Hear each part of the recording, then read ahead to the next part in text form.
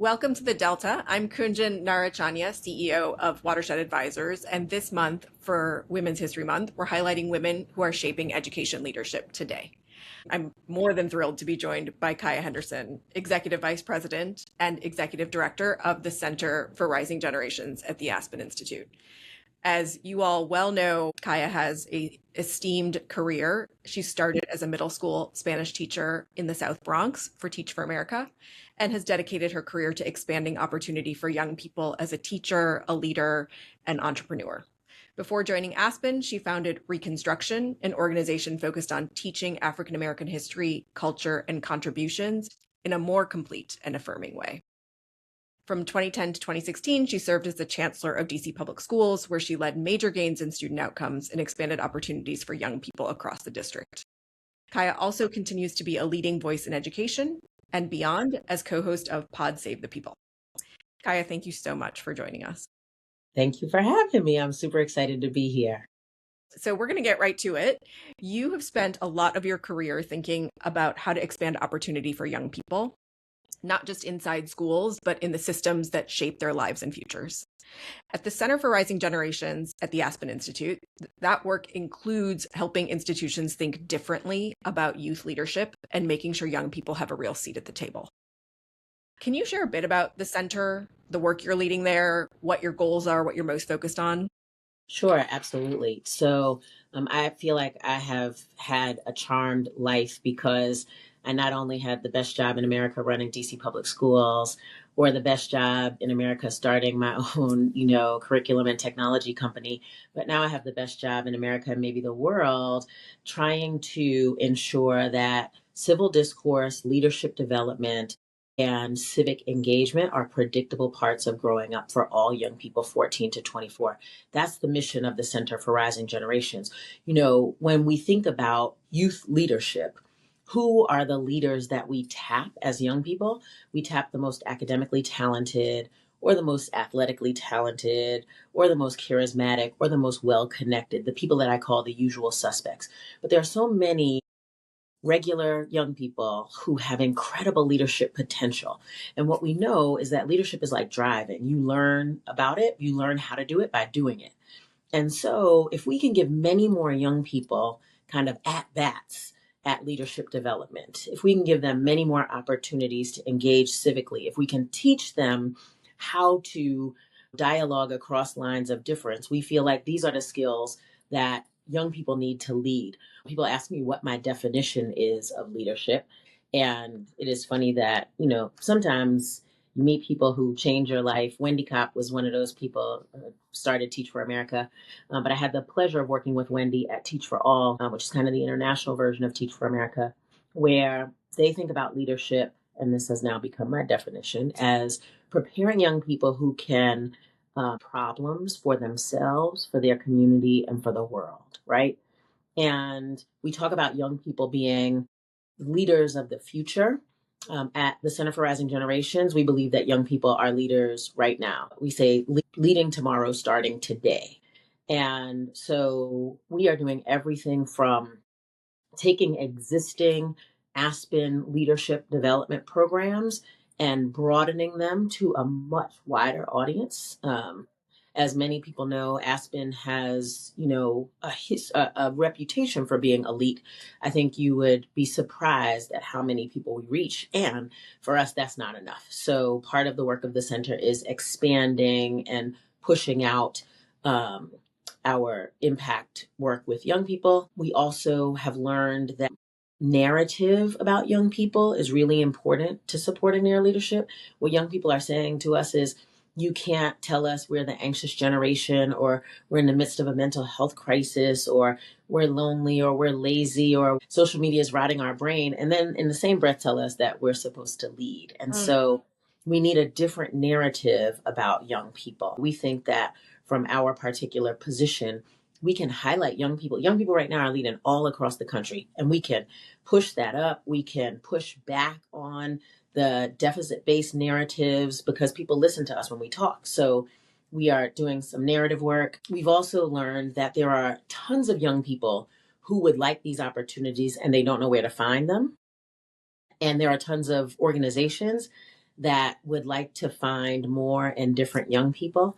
And so we're creating kind of a hub to bring these pieces of the ecosystem together so that young people can find opportunities and each other, and so that programs can find young people. And then we are doing sort of creative new at scale work with cool partners like the America's Promise Alliance, where we are sort of thinking about a civic summer and what would it look like for every kid in America to participate in a summer experience where they're learning civil discourse, getting developed as a leader, and then working in teams to solve problems for their communities.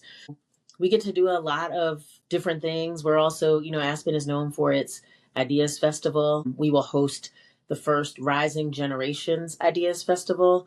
So a little bit of everything. We're doing a lot of stuff, but again, all in service of every single 14 to 24-year-old having some opportunities to build those skills that are going to allow them to lead for themselves, their community, and the world. That's amazing. I have so many questions, but we have limited time. So I'm gonna Yes. limit my questions too, but this is really incredible. And I can see why you say you have the best job in the world. Like in our sector, we talk a lot about caring about student voice, but I think what you're calling on us to do is different than sort of how we've defined student voice thus far. And so my question back to you is like, what does meaningful youth engagement look like in the education sector? And where would you say there are bright spots?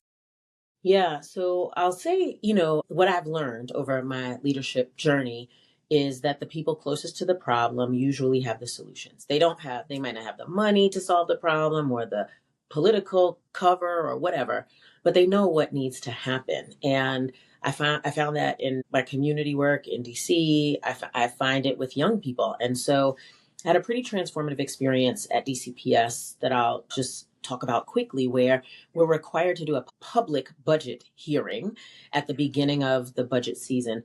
And it was a very random meeting where people in the community would just come down and be like, we want more music education, or we want more blah, blah, kind of totally disconnected from like the realities of the budget. But they were exercising their, voice to say this is what they wanted to see in their school system. But it was random. And so I was frustrated by it. And so I said, let's do this differently.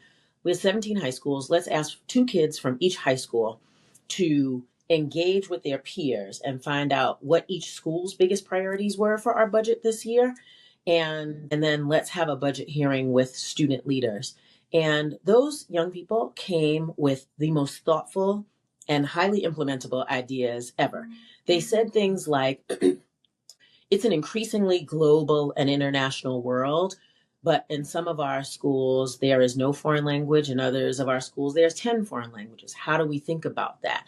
You say we're the leaders of today, but there's no funding or no real role for student government in this district, right? Like, yes, you have a student cabinet, but it doesn't represent everybody. And so here are some policy changes we'd like to see around student government. They said things like, increasing technology, and here's how we'd like to be thinking about technology differently.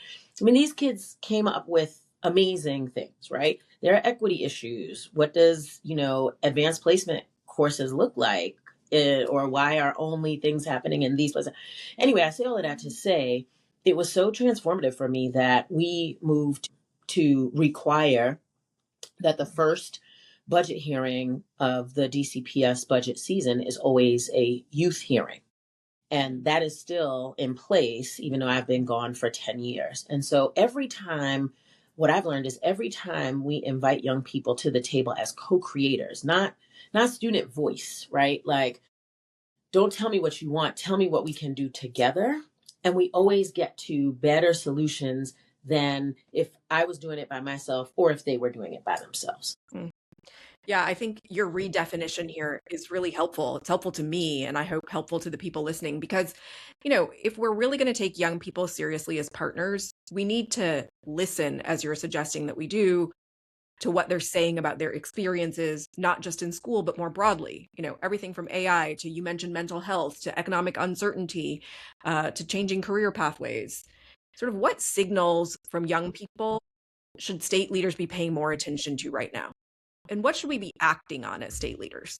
Yeah, it's interesting. One of the things that we have heard a lot from young people, especially given all of the things that are happening right now around social media and AI and just technology in general.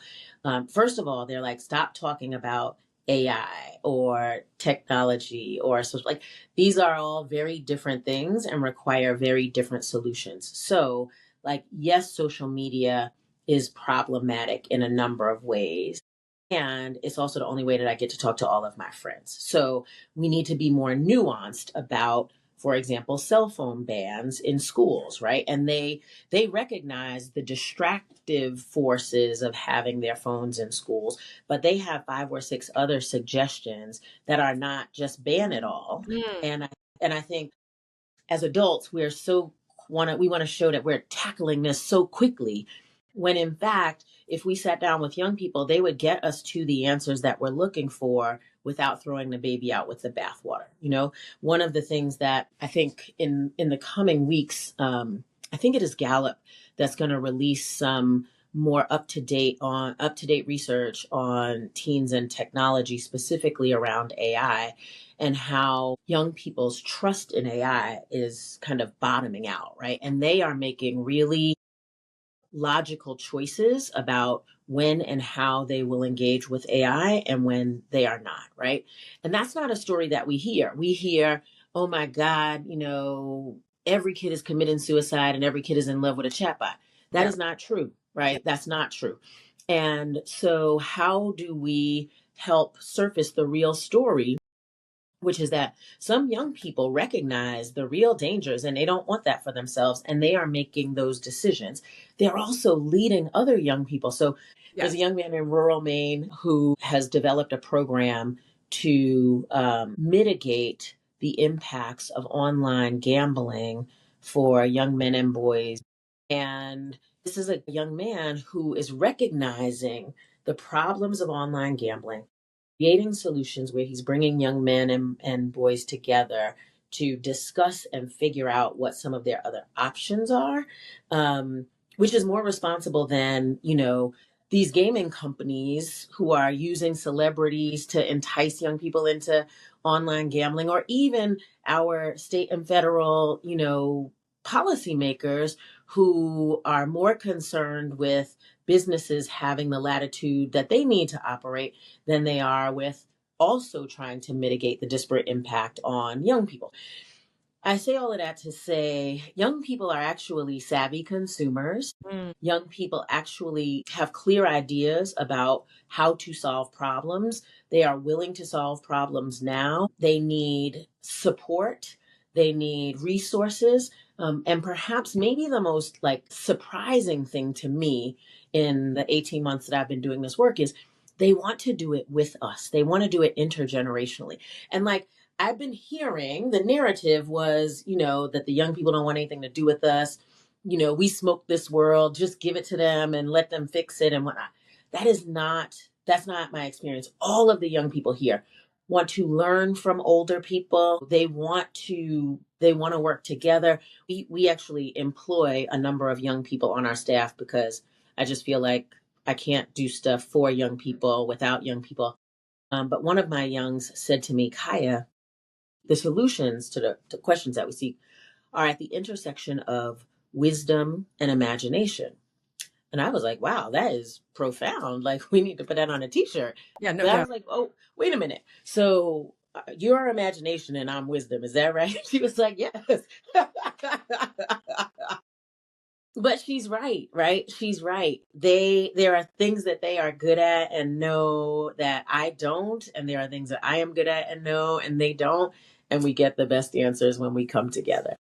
Wow. That's amazing. I hate to pivot because I have still so many questions and I'm inspired by what you're saying. But, we put this series together as a part of Women's History Month, and we've been reflecting on all the women whose leadership has helped move education and public life forward. How have women in your life shaped your own understanding of leadership? And is there a lesson you've learned from one of them that feels especially important to carry forward right now? Yeah, I mean, I think a lot. So, first of all, I am an only child of an educator mother and a non-professional educator grandmother. And so I grew up with these very strong women in my life who were kind of setting expectations for me, both personally and professionally. And the big mantra in my household was, to whom much is given, much is required, right? It is the Bible verse that calls us to, pay it forward, pay it back, be responsible, do the things. And so I think, and when I think about the Black women that I know in the education space, every single one of them could tell you that, Bible verse, because it has been drilled into us.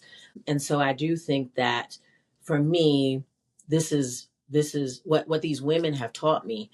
Where I think about like the big luminaries in history. I think about Mary McLeod Bethune or Septima Clark or Marva Collins, right? These were all African American women who recognized that the system was failing young people and they created something new.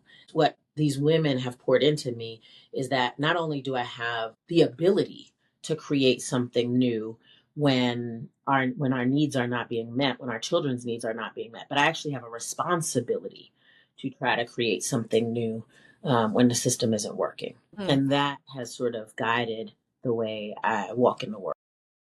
What advice do you have for young women stepping into education leadership? First of all, I would say we need you now more than ever. I feel like people are opting out, or everybody wants to consult, and like people want easy jobs. And I think, if you want easy jobs, I don't know why you're in education. If you want to change the world, right? And, changing the world is not an easy thing. So if you want easy, go somewhere else. Right now, we need people who are warriors for our children. We need people who are willing to upend the status quo and create new and better opportunities. We need dreamers and imaginers, because if one more person tells me we should just double down on this thing that we've done for 30 years and it might be okay, but it hasn't gotten us the results. Like we need people who are imaginative, courageous, and willing to not give up on young people just because it gets a little hard. The payoff on that is way better than you will feel sitting at home on your couch eating bonbons while you are trying to coach somebody about something or another, right? Like, it's just a very different thing. So, who do you want to be? Like, do you want to be the spectator, or do you want to be the man in the arena, woman in the arena? And I am saying we need people who are willing to jump into the arena. I couldn't say it better myself. Thank you. Who is one woman in education whose work you think our listeners and readers should follow right now? One woman, yikes. Maybe, a few. I don't think that people associate her with education first, but I do. I think Gina Raimondo Oh, yeah. is somebody whose work we should be following. First of all, I got to know Gina when she was the governor of Rhode Island, and her commitment to reimagining the Rhode Island education system was unprecedented. I know there used to be like education governors, but she is the closest thing to that I feel like we've had in a long time, maybe with the exception of my other friend Bill Haslam in Tennessee. But also, like Gina's sort of deep understanding of the business community and what it needs, given her time as Secretary of Commerce. And now she is doing deep, deep work in the world of AI and workforce development. And, full transparency, we just named her as a co-chair to our Rising Generation Strategy Group, because the answers are no longer just in the education space. The answers are about connecting young people to jobs, to technology, to public good. Like, we have to think much more expansively about what it means to prepare young people to thrive in America. And I think she has a unique perspective because she's both run a state, she has thought about the business environment for the country, and is tackling head on the kind of the gestalt that we are under with the advancement of AI. Hmm. So I'm saying Gina Raimondo. Awesome. Kaya, I cannot thank you enough for taking time to share your thinking. You've given us a glimpse into both your imagination and your wisdom. So I really cannot, Thank you. See, I got a little bit of cannot thank both. you. Yeah, you do. And more. For those watching, you can find this conversation and others in our Women's History Month series by searching The Delta on your favorite podcast platforms. You can also watch the full video and read the transcript on LinkedIn at The Delta.